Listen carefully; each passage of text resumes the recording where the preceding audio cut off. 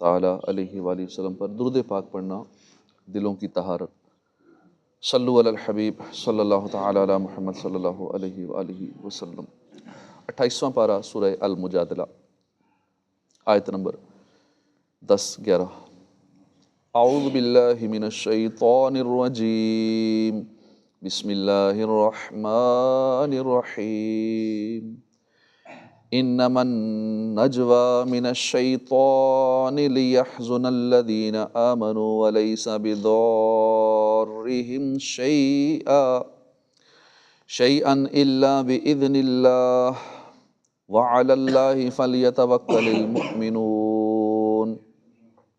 یا ایہا الذین آمنوا اذا قیل لکم تفسحوا فی المجالس فافسحوا یفسح اللہ لکم وَإِذَا قِيلَ انشُزُوا فانشُزُوا يَرْفَعِ اللَّهُ الَّذِينَ آمَنُوا مِنكُمْ وَالَّذِينَ أُوتُوا الْعِلْمَ دَرَجَاتٍ وَاللَّهُ بِمَا تَعْمَلُونَ خَبِيرٌ۔ اللہ کے نام سے شروع جو نہایت مہربان رحمت والا۔ انما النجوى، وہ پوشیدہ مشورہ تو صرف من الشیطان، شیطان کی طرف سے ہے، لیحزن الذین آمنوا، تاکہ وہ غمگین کرے ان لوگوں کو جو ایمان لائے، ولیس بضارہم، وہ نہیں ہے انہیں نقصان پہنچانے والا، شیئا کچھ، الا باذن اللہ، مگر اللہ کے حکم سے، وعلی اللہ، اور اللہ ہی پر، فلیتوکل المؤمنون، تو چاہیے کہ بھروسہ کریں ایمان والے۔ یا ایہا الذین آمنوا، اے وہ لوگوں جو ایمان لائے، اذا قیل لکم، تفسحوا، کہا جائے، جب کہا جائے تم سے، تفسحوا، جگہ کشادہ کرو، فی المجالس، مجلسوں میں، فافسحوا، تو جگہ کشادہ کر دو، یفسح اللہ لکم، جگہ کشادہ فرمائے گا اللہ تمہارے لیے، وَإِذَا قِيلَ انشُزُوا، اور جب کہا جائے کھڑے ہو جاؤ، فانشُزُوا، تو کھڑے ہو جایا کرو، یرفع اللہ الذین آمنوا منکم، اللہ بلند فرماتا ہے ان لوگوں کے جو ایمان لائے، منکم، تم میں سے، والذین، اور ان کے جنہیں اوتوا العلم درجات، علم دیا گیا، درجات، اور واللہ بما تعملون خبیر، اور اللہ اس سے جو تم عمل کرتے ہو خوب خبردار ہے۔ ترجمہ کنز العرفان۔ وہ پوشیدہ مشورہ تو شیطان ہی کی طرف سے ہے تاکہ وہ ایمان والوں کو غمگین کرے، اور وہ اللہ کے حکم کے بغیر ایمان والوں کا کچھ بھی نہیں بگاڑ سکتا، اور مسلمانوں کو تو اللہ پر ہی بھروسہ کرنا چاہیے۔ ارشاد فرمایا کہ وہ مشورہ تو شیطان ہی کی طرف سے ہے جس میں گناہ، حد سے بڑھنا، اور رسول کریم صلی اللہ تعالیٰ علیہ وآلہ وسلم کی نافرمانی ہو، اور شیطان اپنے دوستوں کو اس پر ابھارتا ہے تاکہ وہ ایمان والوں کو غمگین کر دے، اور وہ اللہ تعالیٰ کے حکم کے بغیر مسلمانوں کا کچھ نہیں بگاڑ سکتا، اور مسلمانوں کو اللہ تعالیٰ ہی پر بھروسہ کرنا چاہیے، کیونکہ اللہ تعالیٰ پر بھروسہ کرنے والا نقصان میں نہیں رہتا۔ یا ایہا الذین آمنوا اذا قیل لکم، اے ایمان والو جب تم سے کہا جائے کہ مجلسوں میں جگہ کشادہ کرو، تو جگہ کشادہ کر دو، اللہ تمہارے لیے جگہ کشادہ فرمائے گا، اور جب کہا جائے کہ کھڑے ہو جاؤ، کھڑے ہو جایا کرو، اللہ تم میں سے ایمان والوں کے اور ان کے درجات بلند فرماتا ہے جنہیں علم دیا گیا، اور اللہ تمہارے کاموں سے خوب خبردار ہے۔ شان نزول، نبی کریم صلی اللہ علیہ وسلم غزوہ بدر میں حاضر ہونے والے صحابہ کرام کی عزت کرتے تھے۔ ایک روز چند بدری صحابہ ایسے وقت پہنچے جبکہ مجلس شریف بھر چکی تھی۔ انہوں نے حضور صلی اللہ علیہ وسلم کے سامنے کھڑے ہو کر سلام عرض کیا۔ حضور پر نور صلی اللہ تعالیٰ علیہ وآلہ وسلم نے جواب دیا۔ پھر انہوں نے حاضرین کو سلام کیا تو انہوں نے جواب دیا۔ پھر وہ اس انتظار میں کھڑے رہے کہ ان کے لیے مجلس شریف میں جگہ بنائی جائے، مگر کسی نے ان کو جگہ نہ دی۔ سرکار دو عالم صلی اللہ علیہ وآلہ وسلم کو یہ چیز گراں گزری، تو آپ نے اپنے قریب والوں سے کہا کہ ان کے لیے تھوڑی جگہ کشادہ کر دو۔ جو قریب بیٹھے تھے انہوں نے جگہ کشادہ کر دی۔ تو اٹھنے والوں کو شاک ہوا، تو اس پر یہ آیت کریمہ نازل ہوئی اور ارشاد فرمایا گیا اے ایمان والو جب تم سے کہا جائے کہ مجلسوں میں جگہ کشادہ کرو تو جگہ کشادہ کر دو، اللہ تعالیٰ تمہارے لیے جنت میں جگہ کشادہ فرما دے گا۔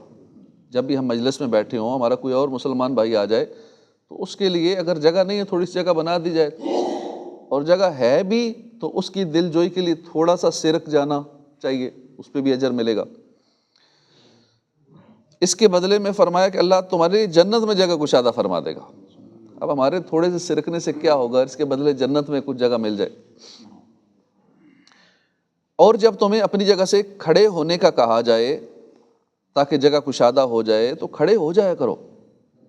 اللہ تعالیٰ اپنی اور اپنے حبیب صلی اللہ علیہ وسلم کی اطاعت کے باعث تم میں سے ایمان والوں کے اور ان کے درجات بلند فرماتا ہے جن کو علم دیا گیا ہے، اور اللہ تعالیٰ تمہارے کاموں سے خبردار ہے۔ کہ کوئی بھی دینی معزز شخص اگر آ جاتا ہے ہماری محفل میں تو اس کے لیے کھڑے ہو جانا، اس کی تعظیم کے لیے، ادب کے لیے اسے جگہ دے دینا بہت اچھی بات ہے، ثواب کا کام ہے۔ اس آیت کے شان نزول سے معلوم ہوا کہ بزرگان دین کے لیے جگہ چھوڑنا، ان کی تعظیم کرنا جائز ہے بلکہ سنت ہے، حتیٰ کہ مسجد میں بھی ان کی تعظیم کر سکتے ہیں، کیونکہ یہ جو واقعہ بیان ہوا ہے یہ مسجد نبوی میں ہوا تھا۔ یاد رہے کہ حدیث پاک میں بزرگان دین اور دینی پیشواؤں کی تعظیم اور توقیر کا باقاعدہ حکم دیا گیا ہے۔ چنانچہ حضرت ابو ہریرہ رضی اللہ عنہ سے روایت ہے، سید المرسلین صلی اللہ تعالیٰ علیہ وآلہ وسلم نے فرمایا جن سے تم علم حاصل کرتے ہو ان کے لیے عاجزی اختیار کرو، اور جن کو تم علم سکھاتے ہو ان کے لیے تواضع اختیار کرو، اور سرکش عالم نہ بنو۔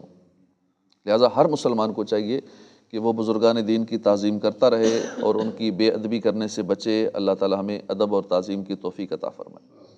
اس آیت سے معلوم ہوا کہ ایک مسلمان کا اپنے دوسرے مسلمان بھائی کی تعظیم کرنا اللہ تعالیٰ کو بہت پیارا ہے، کیونکہ اس پر اللہ تعالیٰ نے اجر و ثواب کا وعدہ فرمایا ہے۔ لہٰذا مسلمانوں کو چاہیے کہ ایک دوسرے کی تعظیم کیا کریں۔ ہم ایک دوسرے کی عزت کرتے ہیں کسی دنیاوی کسی وجہ سے، یہ ذہن میں بات نہیں ہوتی کہ میں اپنے مسلمان بھائی کی عزت اس لیے کروں کہ اللہ کو پسند ہے۔ تو اس نیت سے ہر ایک کی عزت کریں گے کہ اللہ اس پہ اجر و ثواب عطا فرمائے گا، اللہ اس پہ خوش ہوتا ہے تو پھر ہمیں ثواب ملے گا۔ ہر مسلمان کی تعظیم، ادب و احترام کرنے کا اجر و ثواب ملے گا انشاءاللہ۔ حضرت ابو موسیٰ اشعری رضی اللہ عنہ سے روایت ہے، نبی اکرم صلی اللہ علیہ وسلم نے فرمایا بوڑھے مسلمان کی تعظیم کرنا اور اس حامل قرآن کی تعظیم کرنا جو قرآن میں غلو نہ کرے اور اس کے احکام پر عمل کرے، اور عادل سلطان کی تعظیم کرنا اللہ تعالیٰ کی تعظیم کرنے میں داخل ہے۔ یاد رہے کہ مجلس کے آداب میں یہ بات شامل ہے کہ جو شخص پہلے آ کر بیٹھ چکا ہے تو اسے اس کی جگہ سے نہ اٹھایا جائے سوائے کسی بڑی ضرورت کے، یا یوں کہ اہم حضرات کے لیے نمایاں جگہ بنا دی جائے، جیسے دینی اور دنیاوی دونوں قسم کی مجلسوں میں سرکردہ حضرات کو سٹیج پر یا سب سے آگے جگہ دی جاتی ہے۔ اور ویسے یہ ہونا چاہیے کہ بڑے اور سمجھدار حضرات سننے کے لیے زیادہ قریب بیٹھیں۔ حضرت ابو مسعود انصاری رضی اللہ عنہ سے روایت ہے، نبی اکرم صلی اللہ علیہ وسلم نے فرمایا تم میں سے جو لوگ بالغ اور عقل مند ہیں انہیں میرے قریب کھڑے ہونا چاہیے، پھر جو ان کے قریب ہوں، پھر جو ان کے قریب ہوں۔ حضرت عائشہ صدیقہ رضی اللہ عنہ سے روایت ہے، حضور پر نور صلی اللہ تعالیٰ علیہ وآلہ وسلم نے فرمایا لوگوں سے ان کے مرتبے اور منصب کے مطابق معاملہ کرو۔ فضیلت اور مرتبہ رکھنے والے حضرات کو چاہیے کہ وہ خود کسی کو اٹھا کر اس کی جگہ پر نہ بیٹھیں، خود کسی کو اٹھا کر کہ میں بڑا ہوں اس لیے اٹھو یہاں سے، میں نے یہاں بیٹھنا ہے۔ یا بعض ایسے بھی ہوتے ہیں سٹیج پر بیٹھے ہوتے ہیں اور آگے کوئی آ جائے ماڑا بندہ تو تھپڑ ہی مار دیتے ہیں کہ میں بڑا آدمی، میرے آگے تم بیٹھ گئے ہو۔ ایسے بھی ہوتے ہیں، اپنی بڑائی خود ظاہر کر رہے ہوتے ہیں کہ میں بڑا پیر، میں بڑا عالم، میں بڑا فلاں چودھری صاحب فلاں عہدے والا، تو میرے آگے آ کے بیٹھ گیا ہے، میری جگہ پہ بیٹھ گیا ہے، یا میرے لیے تو فلاں نشست ہونی چاہیے، یہ جگہ میرے لیے سٹیج پہ ہونی چاہیے۔ یہ دل میں اس طرح کی خواہشات پالنا یہ درست نہیں ہے۔ اپنے آپ کو وہ معزز سمجھنا کہ مجھے خاص مقام ملے ہر محفل میں، مجھے سٹیج ہی پر بٹھایا جائے اور سٹیج میں بھی مجھے خاص یہ والی جگہ دی جائے، وہ جگہ نہ ملے یا وہ مقام نہ ملے تو پھر دل میں سوچتے ہی رہنا پوری محفل میں کہ ٹھیک نہیں ہوا میرے ساتھ، یہ درست نہیں ہے۔ ٹھیک ہے، جہاں جگہ مل جائے، جوتیوں میں جگہ مل جائے، کہیں مل جائے، بیٹھ جانا چاہیے اور دل میں محسوس نہیں کرنا چاہیے۔ حضرت عبداللہ بن عمر رضی اللہ تعالیٰ عنہ سے روایت ہے، سرکار دو عالم صلی اللہ علیہ وسلم نے فرمایا، کوئی شخص مجلس میں سے کسی کو اٹھا کر اس کی جگہ پر نہ بیٹھے۔ حضرت عبداللہ بن عمر رضی اللہ عنہ سے مروی دوسری روایت میں ہے، رسول کریم صلی اللہ علیہ وسلم نے اس سے منع فرمایا ہے کہ ایک شخص کسی کو اس کی جگہ سے اٹھا کر خود اس کی جگہ بیٹھ جائے۔ البتہ تمہیں چاہیے کہ دوسروں کے لیے جگہ کشادہ کرو اور وسیع کر دو۔ اس آیت سے یہ بھی معلوم ہوا کہ علماء دین بڑے درجے والے ہیں اور دنیا اور آخرت میں ان کی عزت ہے۔ جب اللہ تعالیٰ نے ان کے درجات کی بلندی کا وعدہ کیا ہے تو انہیں اس کے فضل و کرم سے دنیا و آخرت میں عزت ضرور ملے گی۔ حضرت حسن بصری رضی اللہ عنہ فرماتے ہیں، حضرت عبداللہ بن مسعود رضی اللہ عنہ نے اسی آیت کی تلاوت کرنے کے بعد فرمایا، اے لوگو اس آیت کو سمجھو اور علم حاصل کرنے کی طرف راغب ہو جاؤ، کیونکہ اللہ تعالیٰ ارشاد فرماتا ہے کہ وہ مومن عالم کو اس مومن سے بلند درجات عطا فرمائے گا جو عالم نہیں ہے۔ یہاں موضوع کی مناسبت سے علم اور علماء کے فضائل ملاحظہ ہوں۔ ایک ساتھ علم حاصل کرنا ساری رات قیام کرنے سے بہتر ہے۔ ہماری یہ بھی علم کی مجلس ہے، ہم علم سیکھ رہے ہیں، قرآن و حدیث کی باتیں سیکھ رہے ہیں، تو یہ ایک ساتھ اس طرح علم حاصل کر لینا پوری رات کی عبادت سے قیام کرنے سے بہتر۔ علم عبادت سے افضل ہے۔ علم اسلام کی حیات اور دین کا ستون ہے۔ علماء زمین کے چراغ ہیں اور انبیاء کرام کے وارث ہیں۔ مرنے کے بعد بھی بندے کو علم سے نفع پہنچتا رہتا ہے۔ ایک فقیہ شیطان پر 1000 عابدوں سے زیادہ بھاری ہے۔ علم کی مجالس جنت کے باغات ہیں۔ علم کی طلب میں کسی راستے پر چلنے والے کے لیے اللہ تعالیٰ جنت کا راستہ آسان فرما دیتا ہے۔ قیامت کے دن علماء کی سیاہی اور شہداء کے خون کا وزن کیا جائے گا تو ان کی سیاہی شہداء کے خون پر غالب آ جائے گی۔ عالم کے لیے ہر چیز مغفرت طلب کرتی ہے، حتیٰ کہ سمندر میں مچھلیاں بھی مغفرت کی دعا کرتی ہیں۔ علماء کی صحبت میں بیٹھنا عبادت ہے۔ علماء کی تعظیم کرو کیونکہ وہ انبیاء کرام کے وارث ہیں۔ اہل جنت جنت میں علماء کے محتاج ہوں گے۔ علماء آسمان کے ستاروں کی مثل ہیں جن کے ذریعے خشکی اور تری کے اندھیروں میں راہ پائی جاتی ہے۔ قیامت کے دن انبیاء کرام کے بعد علماء شفاعت کریں گے۔ اللہ تعالی ہمیں علم دین حاصل کرنے اور اس پر عمل کرنے کی توفیق عطا فرمائے۔ علم اور علماء کے فضائل وغیرہ سے متعلق مزید معلومات حاصل کرنے کے لیے بہترین کتاب ہے علم اور علماء کی فضیلت، اس کتاب کا مطالعہ فرمائیں اور اس میں کافی اس حوالے سے معلومات دی گئی ہیں۔ یا ایھا الذین آمنوا اذا ناجیتم الرسول فقدموا بین یدی نجواکم صدقہ ذالک خیر لکم واطہر فإن لم تجدوا فإن اللہ غفور رحیم۔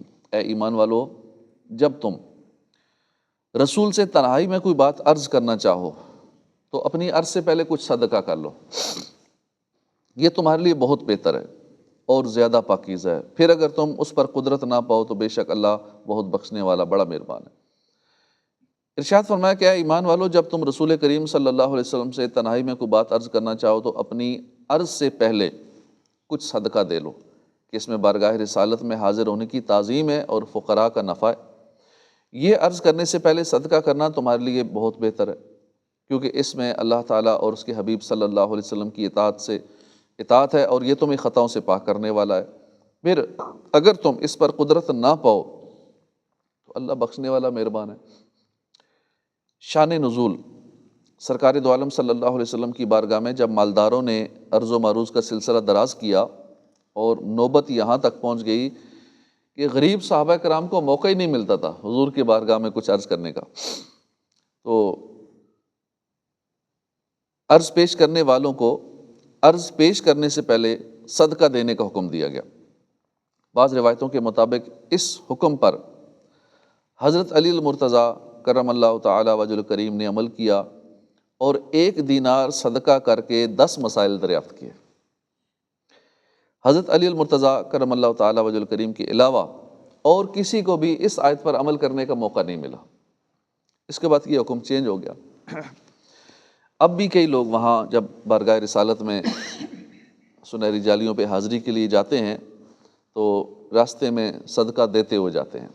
کوئی ڈالر تقسیم کر رہا ہوتا ہے، کوئی ریال تقسیم کر رہا ہے، کوئی کھجوریں تقسیم کر رہا ہے، کوئی اور دیگر لنگر وغیرہ تقسیم کر رہے ہوتے ہیں، تو بہتر ہے، ٹھیک ہے۔ اس کا حکم تو بعد میں منسوخ ہو گیا، پہلے تو ضروری تھا نا کہ آقا کی بارگاہ میں جانا ہے، کچھ مسئلہ پوچھنا ہے یا ویسے جانا ہے تو دے کے جانا ہے، صدقہ کر کے جانا ہے، لیکن اب وہ والا حکم تو نہیں ہے، لیکن پھر بھی بہتر ہے صدقہ و خیرات وہاں کرنا اور آقا کی بارگاہ میں پھر حاضری دینا۔ اس آیت مبارکہ سے ثابت ہوا کہ اولیاء کرام کے مزارات پر صدقہ کرنے کے لیے شیرینی وغیرہ لے کر جانا جائز ہے۔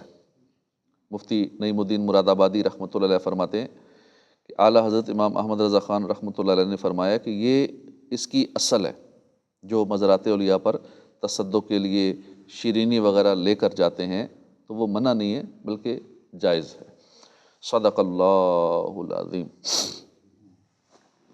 صلی